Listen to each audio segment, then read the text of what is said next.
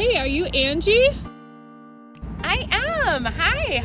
Do you want to rock around Nicollet Island today? I would love to. I coordinate the East Metro Water Education Program, teaching people and engaging them in how to protect our lakes and rivers, the water that we drink. Yeah. Yesterday I spent the whole day at the state fair. I was over at the DNR right by the fish pond. They had water day. I was there for the day and had a lot of really great conversations with people. I got my cheese curds, so that was awesome. And my cheese curds and my bag of cotton candy. March 2020, when COVID first started, we had this whole lineup of spring workshops planned, and all of these were going to be in-person workshops.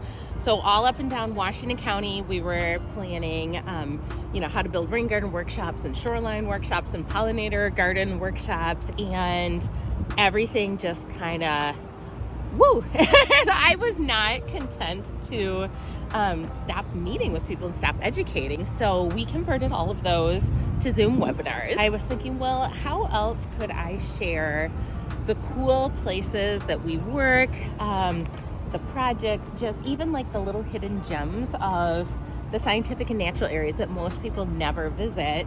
And so I started making these little video clips, but then eventually it kind of evolved to where it is now, where I'm using it as just a fun teaching tool and a fun way to engage with a lot wider audience than I might be able to in person, and just new people. So yeah, I see that there's goldenrod blooming, and that reminds me that people think goldenrod makes them sneeze because it blooms at the same time that the ragweed is making its pollen.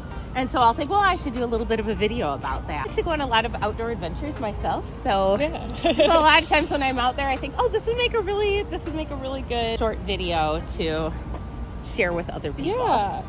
One of the things that is kind of funny to me is that people, in terms of like viral, what takes off, it's the bad things instead of the good. I made a video, this was one of my very earliest ones, that did really well about poison ivy and how to identify poison ivy. Useful. Yeah, exactly. And people are like, oh my gosh, I need to know, and the thing just got shared and reshared and reshared and reshared. Then if I make a video about a good beneficial plant that is a really great one to plant in your garden, it might do well, but it's never going to do as well as the poison ivy video. Yeah. A ridiculous video that my son and I made this spring, when the St. Croix River was flooding, and we found what looked like a little tiny whirlpool in the river. That one has just gone bonkers, with people having all sorts of conspiracy theories. It's a sinkhole, all of Stillwater is going to fall into it. None of that was true. It just happened that a pipe had gotten covered up in the process of the river flooding.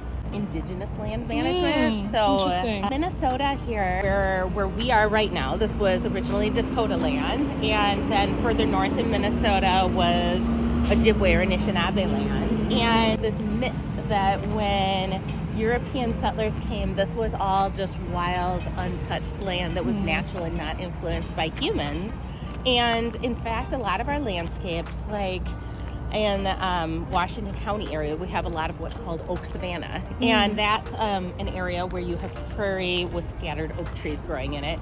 And oak savannas exist all around the U.S., and they're in places where people have lived and have been very actively managing the land through fires and large grazing, like very intentionally managing it as a way to be able to hunt bison and elk and other large animals. When we're talking about restoring the landscape to what it used to be, it's not like what it used to be without humans in it.